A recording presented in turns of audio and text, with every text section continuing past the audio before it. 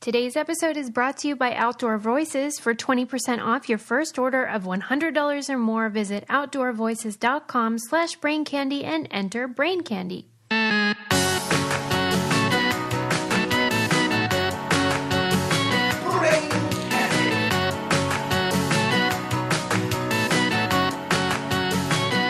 Hello, Susie. Let's do some podcasting. What do you say? Episode 275. You guys, it's like 5:30 p.m. over here, but it feels like it's the dark of night. This is why I hate daylight savings, once again. Sarah, remember when we just talked about that? Yes. Guess what? What? It got worse for me. No. She looks really upset right now, too. Tell me everything. So, I found out Oh, God. What? the person that created it is a Pittsburgher. Oh! How can you be mad now? It's a politician that ran on this, and guess what else? You know how, I don't know, why am I yelling? Yeah, I love those, though. You know how we thought that it was like the farming thing? Like, that's this is what everyone's been selling us, a bill of goods. Mm-hmm. It turns out it's so that it was lighter in the evening so people would spend more money at stores and shop longer. Oh. We should have known. It's not for the goddamn corn farmers. Let this be a lesson to everyone that when a politician pitches an idea that seems like he's going to like change the world, it's probably to put dollars into somebody's pocket. Yeah, and like that's not okay with me. Dude. Especially if you're from PGH. Oh, man. And where did we get the farming thing? Is that like the lie they told us? I don't know whether it's a lie they told us or people were just like, it must be for the farmer. You're like... and so, for some reason, like the Bush family is connected to that in my mind. Just like, you know, like I categorize, you're like, I think there's a story about this and this, these two things. I don't know why. I don't know what that you're is. You're probably right. But either way, I'm still not happy about it. Like, I mean, it was, and also the car wash closes earlier.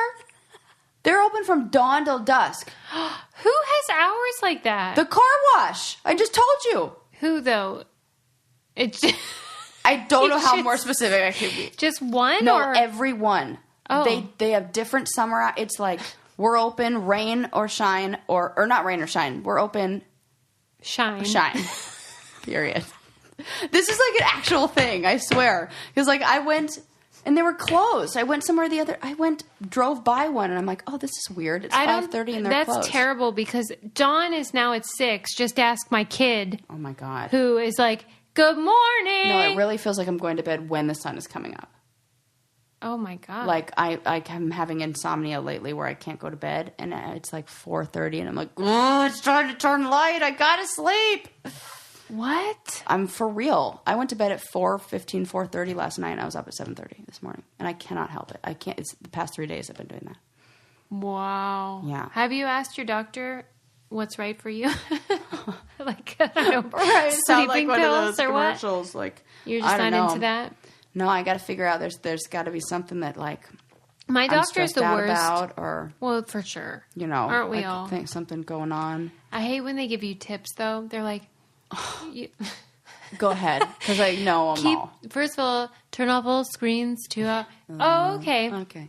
What am I supposed to do? Light a candle like I'm Ben Franklin and read a book? Right. When I have insomnia at 4 a.m., I mean, like... I don't like it. I don't like their tips. I get it. My doctor's real into that. Like, you know, I have restless leg. Yes. And so every time I have to go in to get this stupid prescription for the Klonopin. And Klonopin is one of those drugs where they have to be, like, kind of careful because it's habit forming or whatever. And so she's always like, have you tried seltzer water? No kidding. Oh, my God. That's what they used to say when I had morning sickness. And they were like, did you try ginger? Ginger. And I was like, if one more fucking person tells me that I should eat ginger, I will take that freaking ginger and choke them with it. It's like, don't tell me that. I get it if you're talking to somebody else. Yeah. I always bust out, like, my credentials at these times. Because honestly... I'm a researcher. I have written many papers where I look at peer-reviewed articles. I mean, I've done I get it. If they choose to not give me the prescription, that's fine, but I will use something worse to solve the problem. So it's you decide. You decide. I feel like I get the same, oh my God, this is going to be a little overshare, or maybe it's going to be one of those things where it's like, thank goodness it's not just me. When I go and talk about, we'll call it a pH imbalance in my lady parts. Oh, yeah, yeah. They're like, oh, no. Have you tried using a different soap? Have you tried using cotton underwear? Cotton underwear! Bitches! Have you tried using a different laundry detergent? Yes. You know when I started, the first time I asked you about this, 20 years ago! Wow. I need a different solution now. I know all that. Just give me the medicine and let's get the fuck out of here. I can't believe they say cotton underwear. Every time. And they go, you know what? And I finished the sentence. I was like, let me guess. Cotton underwear, change my soap and use a different laundry detergent? Yeah, I do all that. I got it. Check. Got it. Check. Now give me the medicine. Can I tell you a funny story about underwear? Yeah, please. So the other day, Kara McSweeney, the the zookeeper, whatever, who she sends us those snake skins. Yeah. And I had been cleaning out Lincoln's bedroom, and I found the box of snake skins, and I'm like, "Do you want these? Like, do you want to keep them or like, 'cause whatever?" And he was like, "Yeah, I love them." And then like 2 days later, we came back from a restaurant, and all three of us are changing into our jammies. And you know how like when you get undressed and like have a pile of clothes? Yeah.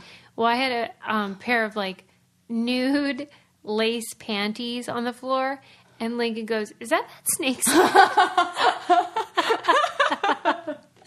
I swear to you, I doubled over because it was so sincere and earnest. Yeah. He just, like, why would that be on the floor in my bedroom anyway? He's just in his little kid mind going, they're a similar texture. And I looked at it and I was like, you know what? It totally looks like a snake has eliminated. Anyway, any hoodles.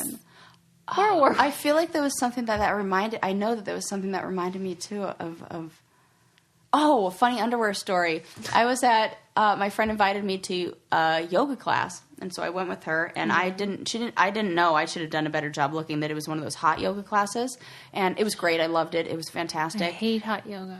I love it. And, but I hadn't been in so long, but I forgot a towel, and she was like, "Oh, don't worry, I brought one for you." And she went to go open up her towel, and she got the static on, like the static, and she looked, it was one of the best moments. They were Sundays? Yeah, but like, it was so cute because she like, my towel didn't have it, but it was hers, and she like went to go lay it out, and then she looks at me and is like, "Oh my God," and then like flips it up and shows me that it's like red lace thong, and I'm like, "Oh my God, that's so great, I love it." And then it just made my heart feel so warm because I'm like, it's not just me.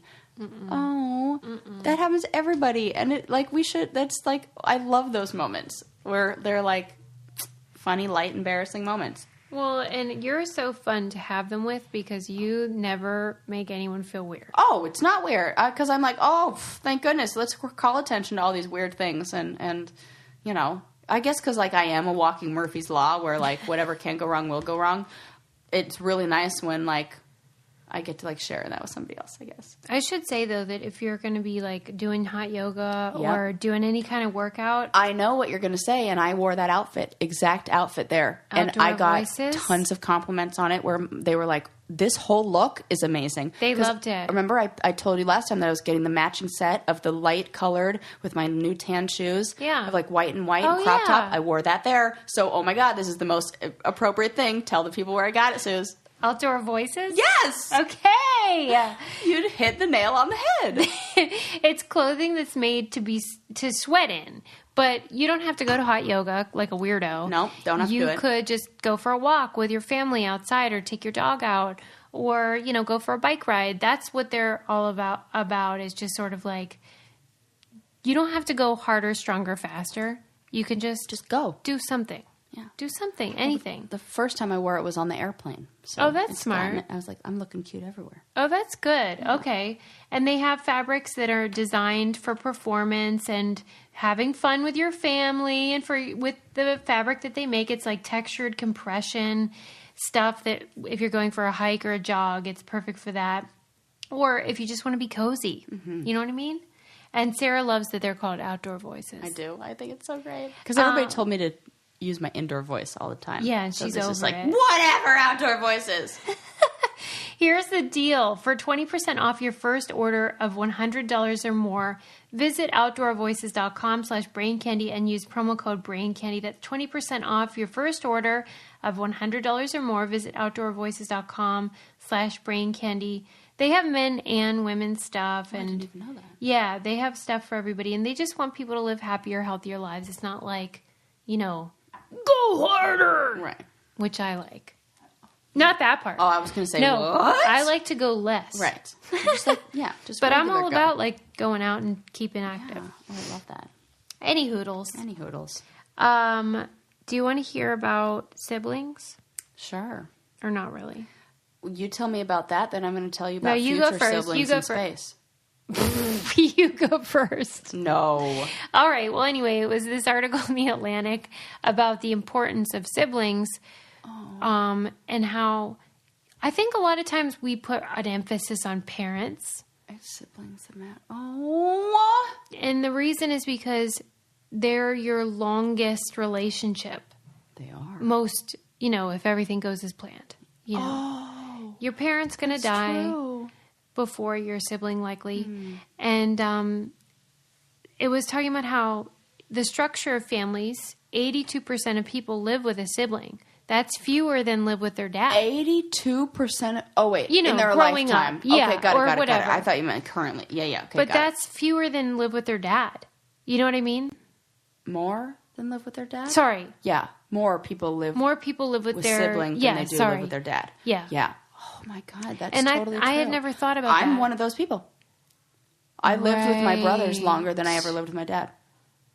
Right. I have a closer relationship with them, hands down. Me too. And you have this shared experience of what, like if your parents are cuckoo crazy, which mine are, Same. then you all have an experience. It's kind of like when we talk about like being on the Real World or Road Rules, how even when you don't like the other people in your cast, you have this shared experience. And sometimes that can be sustainable just based upon that foundation.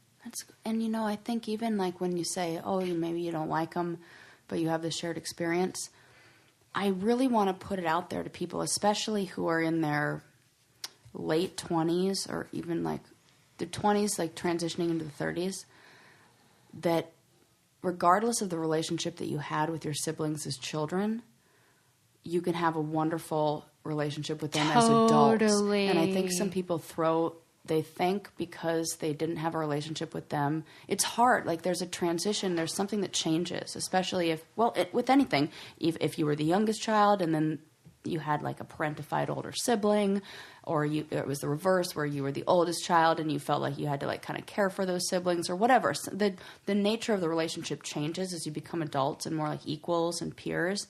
And I think that really wonderful relationships come out of siblings. Friendships as adults. My siblings are my best friends. But that only happens if you can transition from siblings into adults that are friends. I think you are always struck by the fact that I have a brother in his 50s. And I am, always, every time. Because I'm the youngest of 5, and so my oldest brother is in his 50s. I can't believe that. But we're so close. And luckily, we were close all along. I mean, he was 13 when I was born. So, I mean, that's a huge difference. But I feel like really lucky, and it really makes me go back and forth about our family because only child thing is fine. Yeah. And there are benefits to both. It's kind of like what studies do you want to look at? Yeah. Like anything. Wondering about you and your brother, because there was that big age difference, I would imagine that he was kind of like, not parentified, but like there was a relationship where he was more of the teacher or the guide and you were like kind of following. Well, he was more absent. Oh. Because by the time I was like aware, let's say 8, he was 20. Yeah, he was gone. Whatever. So he was gone. So when did you get to reestablish that? Or like, did you... He always treated me with respect, and he always talked to me like I had something important to say. That's wonderful. And I really value that. He still does. I was just with him when my dad passed away. He drove up from Florida, and he was talking about something. He goes, "You know what I like about you? You always get it." And that's like whatever. He sees you. Yeah. And he writes He loves Trump. Everything I had to defriend him on Facebook. And Dahlia, our assistant, is his daughter, who I love. But like, we have nothing in common in terms of worldview. But like, we see each other and we get it. And that's pretty cool. Yeah. What about you? I wonder if it was like if he has a moment where he's, because it's not so much the younger one, but it's the older one who has to stop seeing you as a kid. Oh yeah. And he has to make that jump to seeing you as an adult. And the same way it's difficult for parents to transition through that, where they go, I don't have the same role in this person's life. Like, good on him for. But do you have trouble seeing like that your brothers as like grown men? It wasn't until maybe like 2 or 3 years ago that all really happened. Because they started acting like grown men. That's exactly it. Yeah. They started doing things where I was like, oh, okay. Yeah. And not needing me as much. Yeah. Which then is like my stuff I have to deal with, which is like, well, because then what's my role? Because right. now it's like I have to reestablish like my identity in this and like who I am. That word exactly is why I would say this article was so poignant, and I'll put it in the newsletter, is because the sibling relationship grapples with that concept of identity. Yes. Who am I in the world? Dude, this is deep. Yeah. But most people have a sibling and have experienced it on one end or the other. But it's like it's a help and it's also a hindrance in some. Like, remember when you came to my house for the first time and you told my family, can you believe how athletic your daughter is or your sister is? And everybody started laughing. Yes. And it was like, ha ha ha, she must be kidding. Yeah. Because they had already in their mind labeled me as who I am in the rest of my life is who I was when I was a child. So it wasn't until they let go of that fixed identity of me for themselves, like in their mind of this is who Sarah is, and they kind of expanded that. Yeah. I don't know if it's I let them see it or I changed. I'm sure I did, because that's how it works.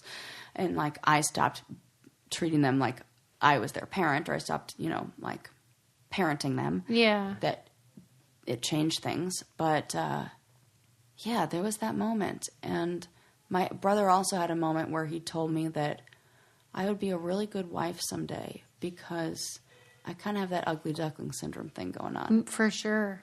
And you do. It's real weird. And I was like, oh, thank you. It's true, though, because you like weren't good looking. I I don't mean it like that. No, that's how he literally said that afterwards. He's like, because you used to be like, not like that, and now you are, and so, but you don't look, you don't feel it, you don't act like that. Oh my God. And so I was like, but it was meant in the best love. way, and also he was 16 or 17. This was like the biggest compliment he's ever given me, and the only way that a 16-year-old boy knows how to. Because 16, 17, 18, 19, 20, 21, 22. I was 22 at the time. Yeah. It was like right after I got back from the show, and things in my life changed. So right. Yeah. It also, in the article, talks about how when the sibling relationship is bad, it's bad. There's no middle ground. Yeah. I mean, and I got a message. Oh, gosh, I think it was on Instagram, because we keep talking about that 3 Identical Strangers documentary about the triplets. But this person was talking about, I think she knew a set of twins, or maybe was in a set of twins, where they hated each other. And how terrible that would be. There's got to be a reason for that. I have heard that. I guess it's like all or nothing. Yeah, I think you're right. I think it's totally like that. Ugh. It's creepy, you know what? though. Because I get it. It was all or nothing for what, like, not all or nothing, but it's like, there was a shift that happened in our relationship where it was like, I don't think I can go to these people for help. And then something happened. And then I was like, oh no, I know that they have my back. Oh, that's good. Like, but it took a moment of really like being my true self and like being honest and having a real conversation with them, and being vulnerable. That word. You are right. Through this whole thing, we discovered that nobody in our family has ever been vulnerable, and we have to really work hard. We just put it on. Yeah, that's no fun. No, you got to be vulnerable. Not my family. That's should be on our like family seal or whatever that's called, the crest, the family crest. Like humor instead of honesty. Right.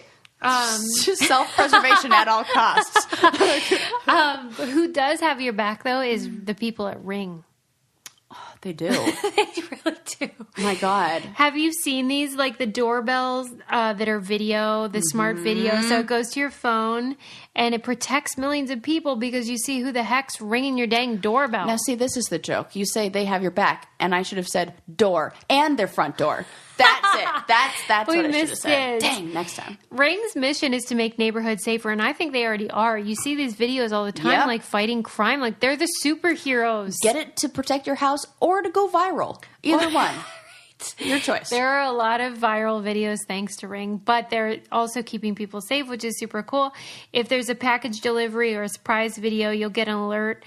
A visitor. You'll get an alert and be able to see or hear and speak to them all from your phone. And that's thanks to the HD video and two-way audio on all the devices. So you like hook it up real quick on your door and you can see what's cooking there. We were at dinner the other night and I got 2 alerts and I was like, oh, who is it? I thought it was going to be Lincoln with his nanny coming home, but it was 2 packages and I thought, okay, you're fine. You're allowed. You're allowed. I'll allow it. That's my favorite thing to say to Landon. I'll allow it. I'll allow it. For listeners, you have a special offer on a Ring starter kit that's available right now. Be a cool gift for the holidays, too. With a video doorbell and motion activator floodlight cam, the starter kit has everything you need to start building a ring of security around your home. Just go to ring.com/brainkitty. That's ring.com/brainkitty. I have a story. What? Okay. So, like, you know how a lot of people that have babies, they get the similar type of thing in the monitor that they can talk through? Yeah. Got it. On the nursery. Totally. And so let's say grandma comes over to babysit. Yeah. So then she has the app on her phone and she'll log in so that she can, if the baby goes down, watch the baby on her phone. Yeah. Well, if the grandma doesn't log out, then the grandma can see what you're doing. What mom's doing. So basically all of the rules that mom makes grandma follow are thrown out the window when mom's by herself. And so I have a friend who came over. That's great. And she was talking about how her mom didn't log out. And, you know, the baby had been crying for a little bit. But, like, as a mom, you know what's the right amount. You know and you also know the tone of the cry. And the grandma called and was like, your baby's been crying for 10 minutes. And they were like, excuse me? Like, you are still logged in. Oh, my God. Stop big brothering my baby. And I thought, what an interesting turn of events of, like, motherhood or parenthood. And, like, I would have never thought about that. Because I didn't have one of... Well, I did have one of those when Lincoln was a baby, but I never, like, gave the password to my mom or anything. Right. So I never thought about someone else having access. Yeah. Oh, I would not want that. Right. They can hear the baby. It's fine. And, like... You don't... I don't like that at all. For you as the mom, yes, you should be able to see whatever. Yes.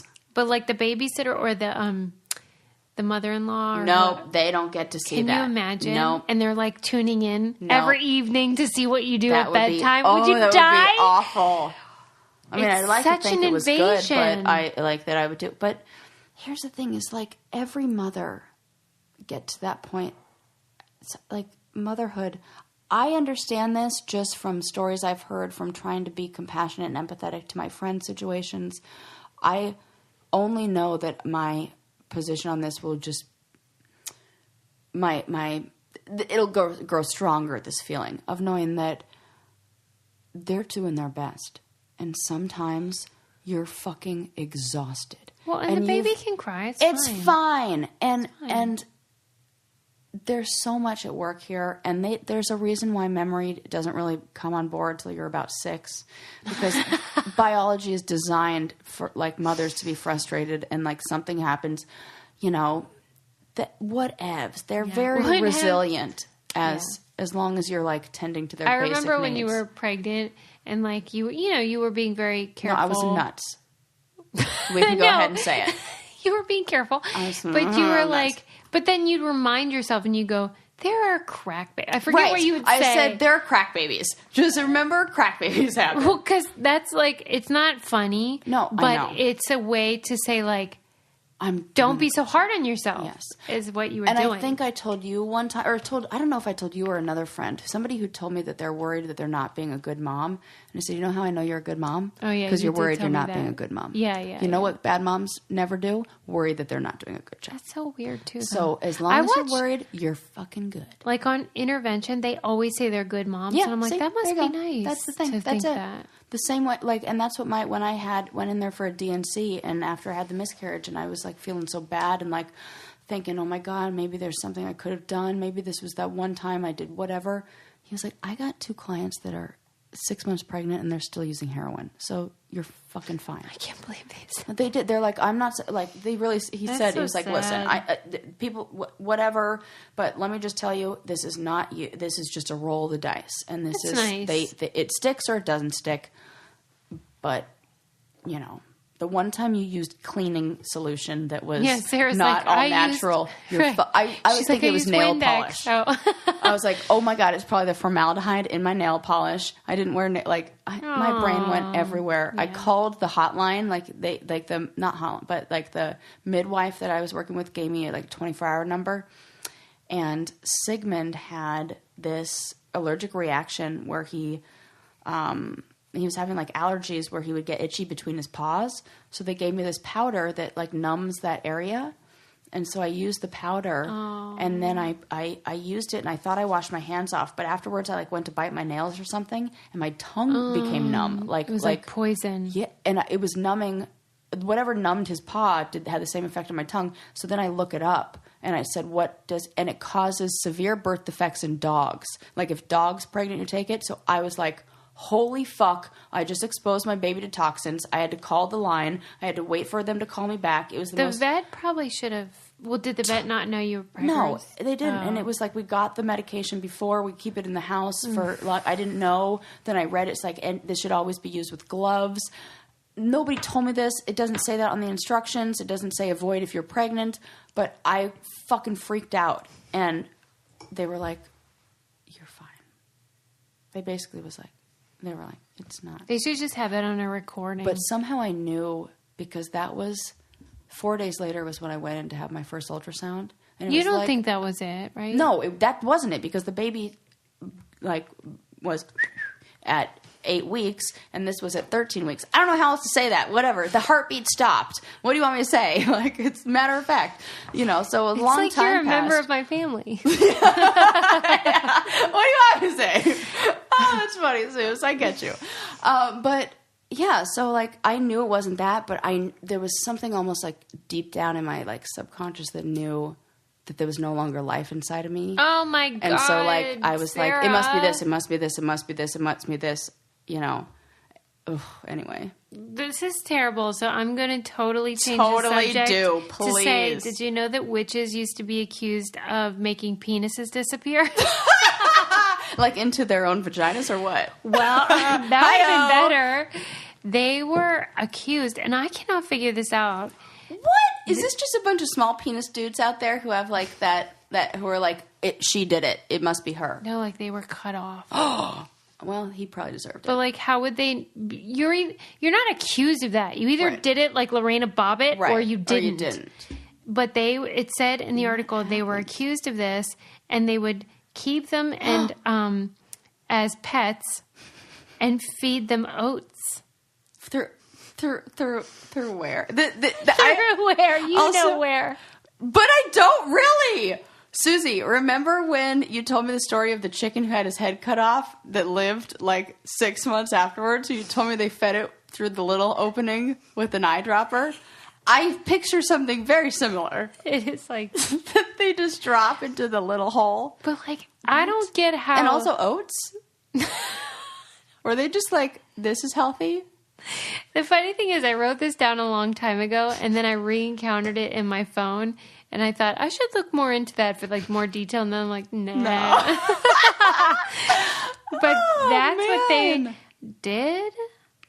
But I don't understand the idea of being accused of it. Because if somebody cut off my penis, I would be certain. She did it. It's definitely her. Oh, we got a visitor. Hold on. Knocking at the door. We were interrupted, but we were talking about penises. And I feel like people just blame witches for everything during a certain time. From like the dawn of time till right now. I love it. Not that they get blamed, but that women are so powerful that... Is witch the new I Want to Be a Mermaid? Oh. I think it is. Or is it just me? Well, I do think the witchiness is growing in popularity, but it's not the same people. It's not. In your case, it is. I see. But I think you're the rare overlap in that Venn diagram. But I do know something that everybody can use. The Venn diagram on this one is a perfect circle, which is digitizing like old VHS tapes or film reels, or if you have like hard copies of pictures from when you were little. Everybody has something that's like collecting dust in their closet that they could use Legacy Box for. Plus, it's such a great Christmas gift. Like if you're trying to think of something to give to your parents, this is a great thing to give to them because you can get all their home movies and photos digitized. And I think I told you guys already, I got all my Road Rules VHS tapes digitized, so I've been walking down memory lane with those. And then I sent my mom a box so I can get all her stuff as well. It's just a great way to actually have access to the things that you can remember instead of it just sort of sitting somewhere in your attic or basement or whatever. And then your family history is preserved. I think it's such a great idea for you, or a perfect gift idea for your parents or your grandparents or whoever. There's never been a better time to digitally preserve your memories. Visit legacybox.com today to get started. Plus, for a limited time, they're offering our listeners an exclusive discount. Go to legacybox.com/brain and you can get 40% off your first order. Go to legacybox.com/brain and save 40% today. Get started preserving your past. Now let's get back to Sarah preserving her present witchy behaviors. The more I start talking about witchy things that I'm into, more people start sharing witchy things that they do. And I'm like, holy fuck, we're all witchy. What are they doing, though? Like, I have one friend who was talking about how she carries rose quartz with her. And when you store it in your house, you have to put it in the right corner of your bedroom. Like, when you walk in, it needs to be in the right corner for, like, the energy in the flow of how... And, you know, you just, like... In my mind, I'm like, oh, I can't talk about that because they're like going to be like, I don't know. We're in a sciencey world where everything's like. Well, I like it though because it's about intention. Yes, it is. That's and I like that idea. Like even if the actual thing matters not, and that is the whole thing. Yeah. And I think that's what we're learning more and more.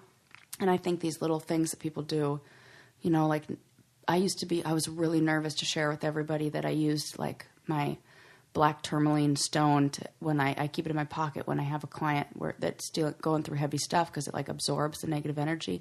And then one of my friends at the clinic was going through stuff and she's like, I think I need your black rock. And I was like, oh my God, you're like validating all my and like it feels so good to know that I'm not alone. It's funny are that all fucking witches. So there you go. And we're all going through shit. Let me find that. I read this article about how like, you know how everyone's like a 2018, 2017 or garbage years. No, like the worst. Actual worst. For me, my husband, for everybody I know. Everyone. Like what is happening? Well, now we know that it's not just like what we think. It was actually a global truth about everyone was having bad shit. Now I gotta find it. Hold on. Oh, man. All right. Now, just to prove the point that it's a terrible year, I cannot find my notes on it. And now I'm really mad. Hold on. Maybe it's on this sheet. No. But it was saying like, because you might think it was like a Western thing like Trump or if you're a liberal person or Brexit or something. But it's not. It was like Africa, places where like everybody. It had nothing to do with just sort of the crap we're dealing with. You know, spiritual people that I talk about that, you know, like the end of times thing that they were saying, I think it's like 2016. They said there was some date in there. I can't remember what the date was where it was going to be like the end of the world. Yes. And so I've heard people who are in like the more, like new age kind of world say that that's not a literal end of times. It's a basically like not like a spiritual test, but like this is going to be the worst times for people, and the ability right now. Well, this like when that started, like whenever that date was set into motion, just awfulness. And it's not that it's the end of the world, but if you don't know how to adapt, if you don't have the care and coping mechanisms, if you're not resilient, then you will not survive, whether that be emotionally or physically or whatever, that the stress of that will make you sick, that all this will come, things just will be emotionally overwhelming to the point where you can't even survive. And that's more like what was meant. It wasn't a very literal end of times. It's like this puts into action a bunch of things. And this is just what there's no science behind this. This is just what people say. Right. But it seems to be how everybody's feeling, because it's like you either need to change or you need to get on board. Because I will say 2017 and 18 have been the most challenging years of my life, but also the ones with the most personal growth. And if I just dug my heels in and said, nope, this is just shitty and isn't this awful, and I didn't do anything, then I would have just been, I wouldn't have made it. It was like I had to learn how to be, what do I need to change my life? I mean, it was like, let's go on medication for ADHD. Let's solve that problem for, whatever it is. But that's like a form of becoming more resilient and like recognizing that I do need help and I can't do it by myself, That's hard, though. It's really hard. Well, that's the thing. It's like a lot of people don't do that. That is the hardest part. That was the biggest, because I've been like, okay, I'm doing it my way for forever and that's not working. And like, it just got to the point where I'm like, I'm either going to lose it or I'm going to change. I'm like, fuck, that was hard. Yeah. I'm still recovering. And I'm still changing. Right. But now it's like they're happening. It's more like I'm becoming more self-aware. But everybody seems fine, though. But I think everybody's having their own personal identity crisis. Everybody I talk to. Really? It's even like that at the clinic. I mean, we have the longest waiting list that we've ever had. That's interesting. Not us, because we don't have a waiting list, but the student student health, they keep a waiting list. And they're like, we have the most people that have ever been, everybody's looking for help. Well, that's good that they're looking. Yeah, that's true. Maybe that's part of it. It is that people are starting to accept that, you can Susie, reach out. I hope that's the case. Yes. That's the dig your heels in versus saying I need help. Oh, that's so good. My God, if my mother would only try. I read this amazing article, though, that it started out as just something fun where, the things, it was like I forget the title, was creepy historical facts. Oh, I'm we in. love that, I'm in. right? You have one of my favorite words in the title. Then... No, 3 of your favorite words. Right. Facts, creepy, and historical. I love that you said all of them in the right order, too. But the one, they were good, and I can get to some of the other ones, but this one was my favorite because, first of all, I couldn't believe I'd never heard of this before. Oh, my God, tell me everything. Her name is Anna Mae Dickinson, and this woman they call Lady Luck, and they call her that because, get this, and I can't even... I know it's good when I tell Adam beforehand. I'm like, get this. She survived the Titanic. I've heard of this woman. Okay, keep going. Didn't she survive 2 shipwrecks? I wish. No, tell me what this is. She survived the Hindenburg explosion. Okay, I've totally heard of her, but I didn't know who. I've heard of the story before. Keep going. The bombing of Pearl Harbor. What? Oh. And at 97 years old, she survived the destruction of her apartment in 9/11. This is the opposite of what I'm supposed to be doing on a podcast because I'm at a loss for words. Listen. I feel like she's like an angel or something. No, I feel like there's a purpose for her. Somebody needs to be looking into who is this lady. Wouldn't you love to know how she died? It was probably she tripping. Choked on like that. It's going to be like that. She tripped over her own shoelace coming up the stairs. It's going to be like that for fucking sure. That's like me who has like the worst injury of my life from hula hooping. Meanwhile, I've jumped out of airplanes. It's totally like that. Wait a sec. That's hilarious. I'm dying right now. She survived a shipwreck, a plane wreck, and Titanic, a house. the Hindenburg, bombing of Pearl Harbor, and the destruction of her apartment in 9/11. It reminds me of on Will and Grace, Schmitty, how he's always like, my wife survived the Hindenburg and then died. You know, that guy. Yeah. But she really did, and they call her Lady Luck. I might call it something else. I mean, that sounds like terrible luck. God. Then what if she's like the curse? Right. Everywhere she shows up. No, there's something to this woman, right? It's well, like, you can't take her Adam anywhere. goes, it's like Final Destination. I don't know what that movie is, but like, isn't you it? Don't, Susie. Well, you had mentioned it about the Yes. escalator problem. Yes. And I'm like, Okay. I'll pretend like I know it. And then I'm going to explain to you the premise just so that you're on board for all the other future times that I reference this, because there will be more times where I talk about this movie. It's like you're doomed to die and you can't escape it. So they're all supposed to be on this airplane that then one guy gets like a psychic premonition that says, we cannot go. And he throws a fit and is like, stop, we're not getting on that plane. And like goes to extreme lengths to stop people who are supposed to be on that plane from getting on that plane. Then the plane explodes.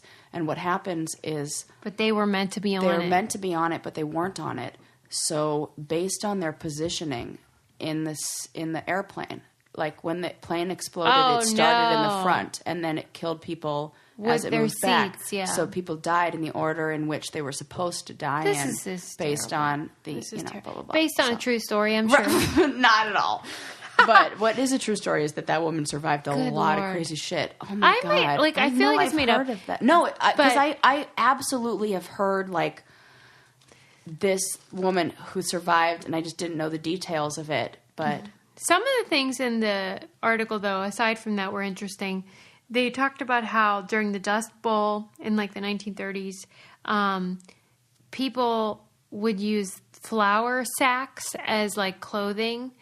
This is what like an actual like potato sack, a sack. They would turn, and so then the flour companies started making them like really cute and like make them like floral print and stuff. This is kind of the start of a lot of trends, though. And I was like, wait, what's creepy about this? I don't get it. That's cool. Okay. What's wrong about that? I don't know. And then... Did you just have it on your notes, say this? Well, because I thought, that's cool. I like that. And I wish more companies would do that now so we could reuse shit.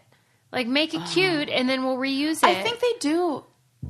Well, I don't know if Sometimes. This is in any way related, but what pops in my head are trends that start because of the clothing that inmates wear. Yeah. That baggy pants became a thing. The leg up. What do you mean? You know how oftentimes men of color wear their pants where one leg is up? No, I heard that was from bike riding. Just the one leg? Yeah, because you don't want one leg to get caught in the spoke when you ride a bicycle, that you have to roll up just one leg so that the spokes that it doesn't get caught in the bicycle spokes. It's like a hipster thing of people who ride fixed gear bicycles. They have to roll one pant leg up. Okay, but not hipsters. You know, people of color. I did not know that. That was a thing in that community. And it's like one leg up on the white man. I don't know if that's true. That could be a lie. I don't know. That is an interesting thing to but look I into. thought that it started in prison, like the baggy pants. I just know about the... Are we accidentally racist right now? I don't know what that is. I do know the baggy pants. I have heard that that's the origin of that, but I have never heard... Why would you need to roll up one leg to ride a bike?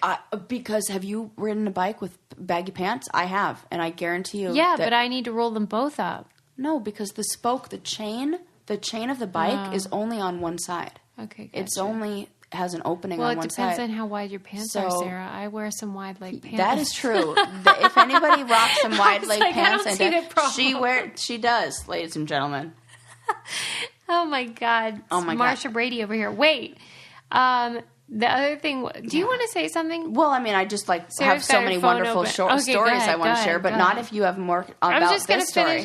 Please finish it before. I just want to be like, I'm waiting for my opening. It's like Double Dutch, where I'm like watching the rope go, and I'm going, okay, when do I jump in? When do I jump in? Okay. Before I carry on, I should say that regardless of what kind of pants you wear, you want to have nice sheets on your bed.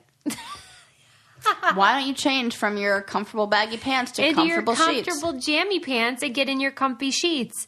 Brooklinen. Have you bought them yet? They were the winner of the best online bedding category by Good Housekeeping. I have them on all the beds in my house, and not because I'm some sort of weirdo. It's because they're the most amazing sheets I've ever slept on. They basically made quality luxury sheets without the middleman, so they don't have to charge you an arm and a leg. And they look great too. You can mix and match patterns. You don't have to buy like the whole set of one thing, which I think is really cool. And I like being able to like make color and then whites and patterns go together. My Brooklinen sheets are the best, most comfortable sheets I've ever slept on. What about you? Oh, for sure. And they just get more comfortable the more I wash them. Now it's time for you to upgrade. Brooklinen.com is giving an exclusive offer just for our listeners. Get $20 off and free shipping when you use promo code BRAIN at brooklinen.com. Brooklinen is so confident in their product that all their sheets, comforters, and towels come with a lifetime warranty. Whenever you tell me a sponsor has a new product, this is like the body wash with BioClarity. The only way to get $20 off and free shipping is to use promo code BRAIN at brooklinen.com. That's BROOKLINE.com. Promo code BRAIN. Brooklyn. And they're the best sheets ever. You know where they probably don't have Brooklinen sheets? Where? In outer space, which is a real disadvantage considering a new company called Space Life Origins is trying to procreate up in space. Okay. Which, you need a bed for. Have you heard about this? Fuck? So a company called Space Life Origin is... I hate dumb stuff. I don't know. Dumb, but like... they're basically... Well, not... They are. They're looking for volunteers for women who want to give birth in space. No. Because they say they need to know information. If we need to colonize another planet, if we need to like do something like that, the first step is knowing if human life is able to be created in a zero gravity situation and if a birth can happen there. So this is all put in plan. They're going to start it in 2024 and they're going to start recruiting people in 2022 for this. And the weird part is they're going to it makes it sound like they're going to send up an incubator, like send up a machine that fertilizes, like sperm fertilizes the egg in space, and then the machine comes back. This is my understanding of it. There's not going to be two people who like get it on in space. That's what They're going to do that. That's what I thought first. That's why I was like, that's weird. And also like no press dude or woman, And so they fertilize the egg. It comes back to Earth. They make sure that it's like a viable pregnancy. Then they implant the embryo. She lives on Earth throughout the time of the pregnancy. Then at some point in her pregnancy, like 8 months or whatever, then returns back to space with a whole team, and she gives birth in space. Come on. What are your feelings? Please share. Anti why? Well, I mean, fine if you want to do it, but like... I fucking don't. Right. But who in the hell would voluntarily take that kind of risk? But I say who in the hell would be one of those people who say, I'm going to go on the mission to Mars with a no return thing? It's different when it's you versus your baby. Oh, good point. Oh, fuck. I didn't even think about that. And I would never want to do anything to put that... You're basically churning yourself... You were worried about nail polish. Oh, my God. I didn't even think about it like that. Why not? I don't know. Oh. No. I mean, it's scary enough to do a C-section. It makes me think about what kind of people are going to be recruited to volunteer for this. That's scary, man. And I don't know. That makes me sad. I mean, I get that science is important, but not at the expense of my baby. You know what I'm also thinking is that it always comes back to the documentary 3 Perfect Strangers. Or 3, well, I always say it wrong. I always get confused. That's what I think of. Like, that's what Perfect Strangers is always what I Balky Bartolomé would never have his baby. Goes to. What the fuck is that movie called? 3 Identical Strangers. Thank you. And I think about the women who were recruited to be part of that experiment and how they were a lot of them were schizophrenic and mentally ill, and they chose that. I wonder if it will be a recruitment process where they're like, regular women aren't doing this, so we're going to widen the search parameters. Yeah, it's no good. Or exclusion parameters, I should say. No, that's trouble brewing. You wouldn't volunteer for any part On of it. the wings of my dreams, rise and fall. No, hell no. Even for a lot of money. Nope. I don't know. I think that there are certain people who are Cuckoo? Yep. It's the actual birthing period will only be a 24 to 36 hour mission, which makes me think, have they ever been there for a woman's birth? Like the baby doesn't come out on your time schedule, idiots. Yeah. It comes out They're whenever like- the fuck it wants to. It's like the Judge Judy gif. Yeah. Where she's like tapping her watch. Like, guys, we got to get back to Earth here. Oh. It No. says like a carefully prepared and monitored process will reduce all possible risks. Oh, really? And Western We standard. don't even have that on Earth. Well, they say similar to Western standards as they exist on Earth for both mother and child. Meanwhile, they fail to mention that women in the United States have the highest mortality rate of any Western civilization. Any first world country. Thank Right. you. That's what I'm trying to say. Yeah. Yeah. Highest. No, thank so you're you. going to like based on the standards that have the most dead people? Yeah, that's a great standard to follow. We're not following into the standard of the most dead people. It'll be no fewer dead people. My favorite thing is I knew you'd be mad at this. I'm mad. I knew it. I was like, ooh, it's definitely going to be one Susie's going to be like. Speaking of dead people, in that same article about creepy stuff, it talked about how this was what was weird. It said coffins used to have safety nets in them. What?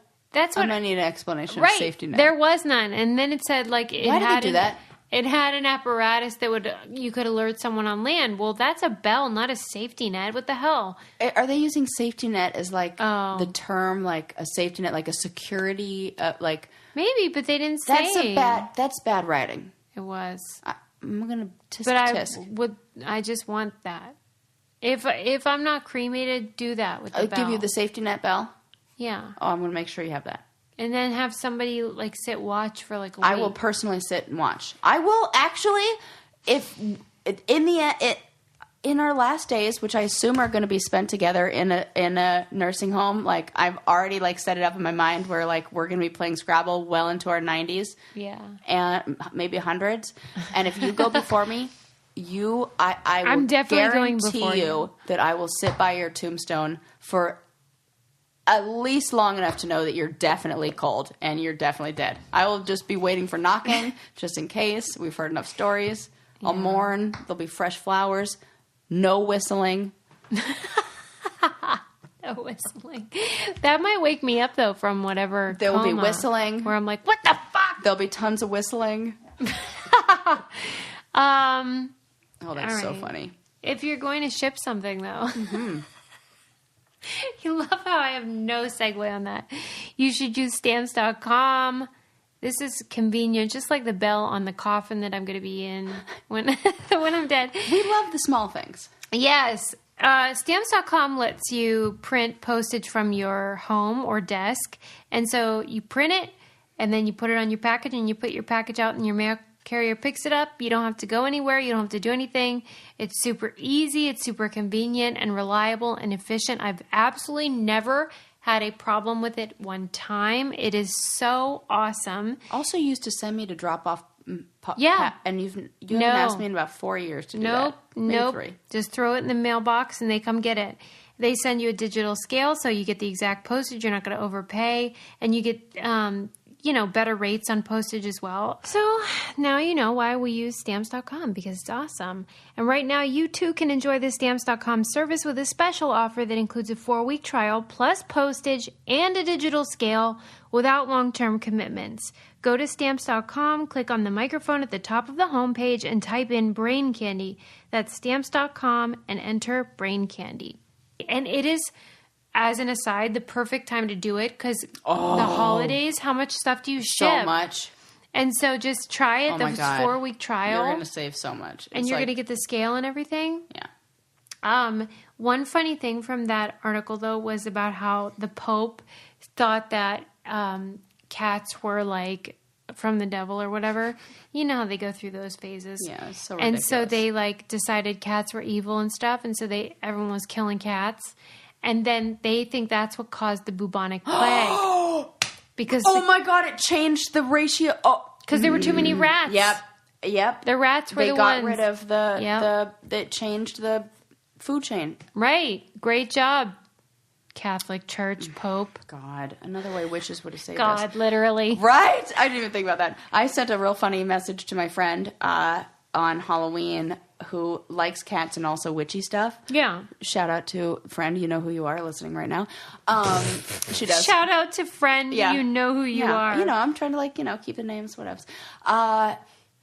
I sent her this picture. It said the reasons why witches always have black cats.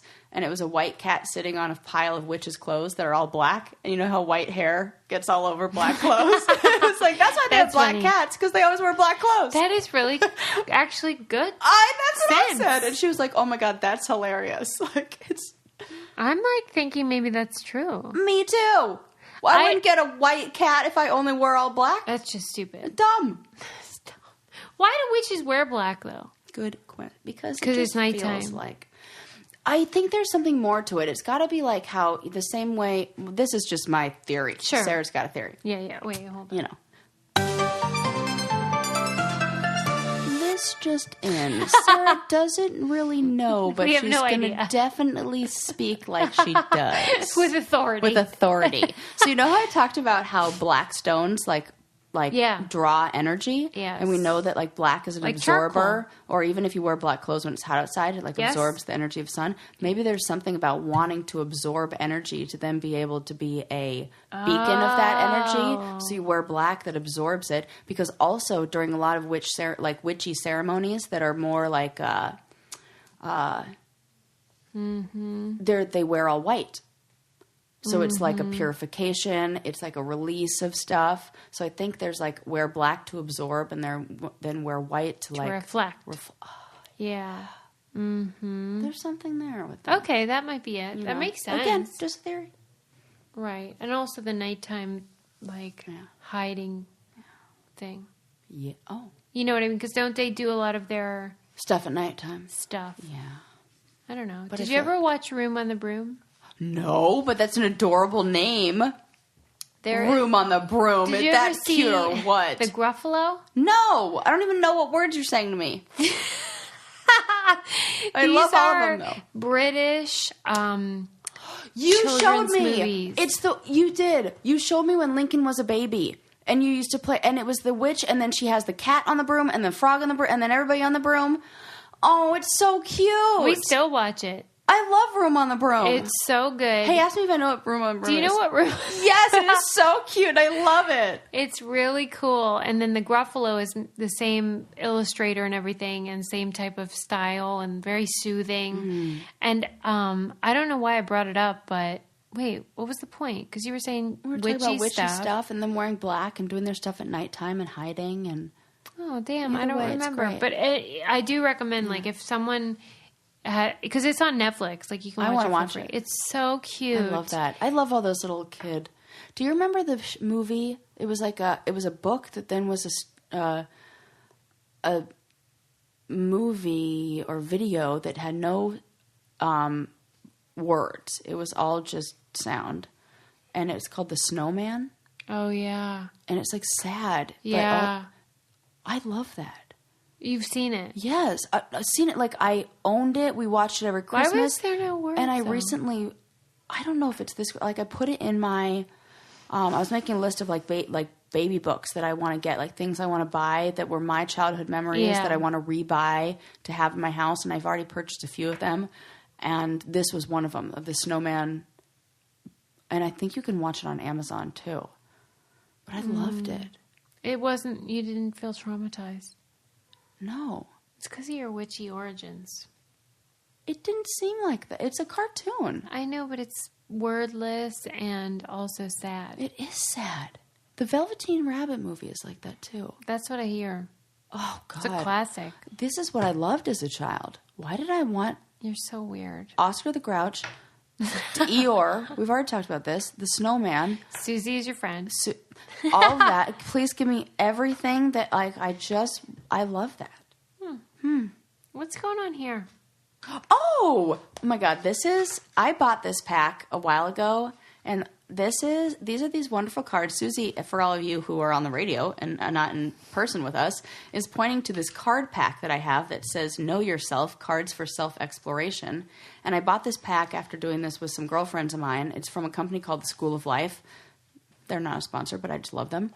And it says in the back, it's hard to understand who we really are, what we want, how we feel, what we react, and what we do. And it's basically just these questions that kind of give us a little bit of self-knowledge, and they're good like conversation starters. But I thought, oh my God, what a fun thing to do on here, because what made me think about this is when I asked you what your biggest pet peeve was, and we were like, oh, I don't know. It's so sometimes these things, I just pulled this one out. It says, what did you most enjoy doing as a child? Do you get those feelings now? No. So what did you most enjoy doing when you were a child? Performing. Okay. And do you get those feelings now of the desire to perform? Yeah, when we're on the mic, yeah. Yeah. This is super fun. This is the best part of my week. Same. But it's interesting that you say, like, that's what you wanted to do when you were a child, or that's what you most enjoyed doing, but now you don't. I mean, you still enjoy it. Yeah. I still enjoy it. But maybe you don't feel the need to do it. It's more of like it's something that you do for fun, or what? No. I love it just as much as ever. But like, the starving artist thing. Yeah. Like, we're lucky because we can make a living doing what we love. Mm-hmm. But like most of my work life, 95% is the garbage I never wanted to do. It's almost like in order to be able to do that thing that you most enjoyed doing as a child, which was performing, you have to put in a different kind of work on the back end. It was like a different kind of but I bet if you didn't do this as a job, you'd still do some. So I even think that when you were a professor, in a way, that's a performance. In fact, being a server is a type of performance. You're every single job you've had, actually. I used to think, when I was little, I would look at the server and be like, I want that job. Never thought that once in my entire life. TGI Fridays, I'm the opposite. I was so jealous because they had the attention of the whole table. I thought I never want to do what they're doing. So sad. I wanted the opposite. What? What? What did you want? The cook? What did you want to be? No, I want... What was your answer to the question? Oh, I didn't even think. What did you most enjoy doing? Creating. Yeah. Yeah, artsy stuff. My greatest moment... I got this Alice in Wonderland watercolor set. It was like nice pigments, watercolor, beautiful set. Yeah. And it was like this wooden box, like classic Alice in Wonderland literature, not movie.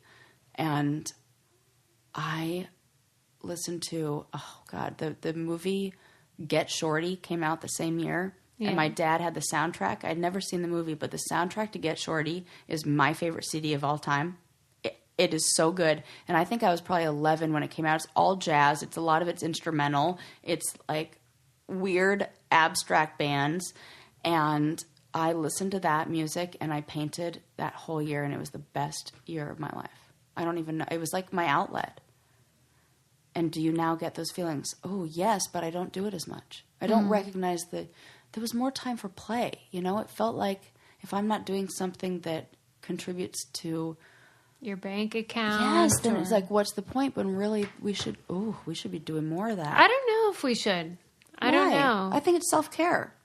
I feel like it's a very postmodern ideology. Like, my grandpa worked in the steel mill. I guarantee you he didn't enjoy that as a child. No.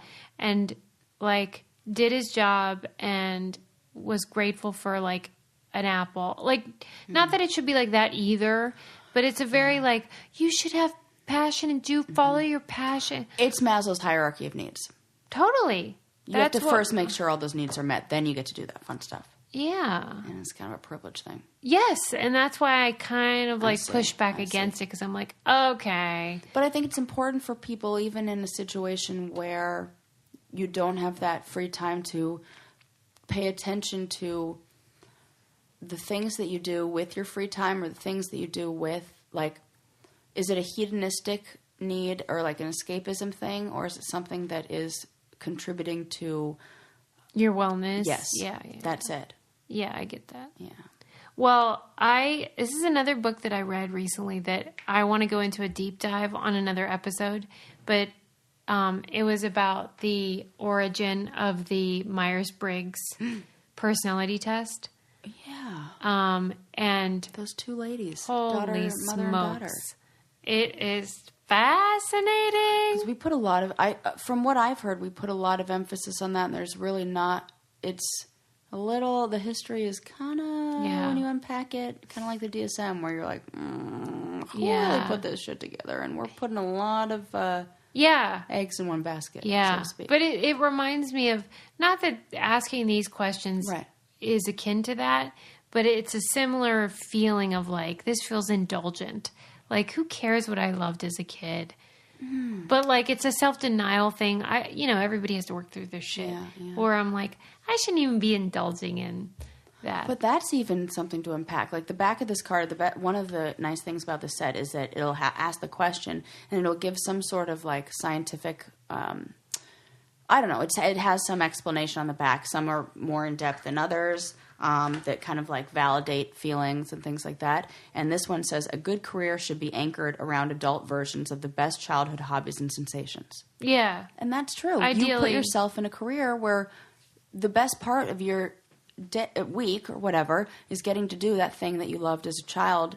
And it's, even though your grandfather had to work in the steel mill and those kind of things, there was something he was probably passionate about. And I wonder if he had it's like a different life that we get to have now than back then. Yeah. But if you have the opportunity to put energy into something, you may enjoy your life more if you put that energy into something that matches what your gifts, what you were even drawn to as a child. But like, just to turn it on its head, those people on American Idol that the first few weeks that are so bad and they think they're not bad. There's a real thing about that. What is that? I don't know, but I'm talking about like, delusions of grandeur. If you happen to be good at something and it's your passion, that's so great. I see. But like, what if I wasn't good at performing? Right. And I kept being like, nope, I love it. So I don't know. It's just like, some people are really passionate about things they're not. Do you remember when we went to the comedy show and there was the guy who was older and did the voices? It was so bad. It was so sad to watch. And he walked off. Dude, and even the people who were hosting were like, that was weird. That was weird. Oh my God. I was so uncomfortable for him. I did not have like an emotional bucket to put all of his feelings inside. I was like, I don't even have space. That's like the visual I create for myself as a therapist. I picture a bucket next to me because like I can't absorb everybody's feelings. It'd be too overwhelming. So I have to have this like bucket next to me where like their emotions go in. I recognize them. I see them. But at the end of the day, I have to like make space for my own and like let it go. And I just feel like, oh my God, I didn't even have room in my bucket for everything going on with him. And that's not how you should feel at a comedy club. No, I was just like, opposite. This is the guy who, but you know what? Maybe, no, he's not having, never mind. I take it all back. Well, just about him and we'll have to life. Do a deep dive on this. Yes, next we will. Time. And I'm going to keep this and keep asking you questions because there's a whole bunch. That's really cool. It's a real fun one for us to do. Thanks, Sarah. All right, sis. Talk to you guys later. Okay, bye.